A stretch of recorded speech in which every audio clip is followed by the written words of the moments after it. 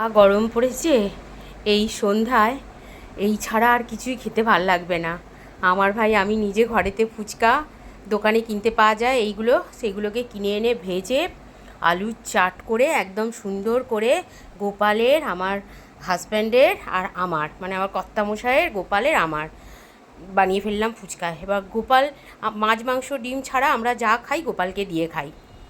আর আমার ছেলেরা ডিউটিতে গেছে, ওরা বলে মা এই ফুচকা ভালোবাসে, আমাদের অত ফুচকা ভাল লাগে না। ওদের একবার মাসে 4বার বিরিয়ানি, এই 3বার বিরিয়ানি আর 4বার চিলি চিকেন আর 3বার মিট ফ্রাইড রাইস হলে ওদের খুশি, ওদের অন্য কিছু চাই না।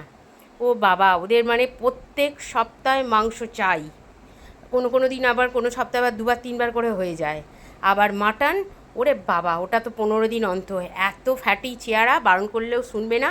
যাই হোক, আমি এখন আমার পছন্দের খাবার পেয়ে গেছি, আনন্দ করে খাই, ঘরে এসি চালিয়ে আরাম করে বসে, আহা হা হা।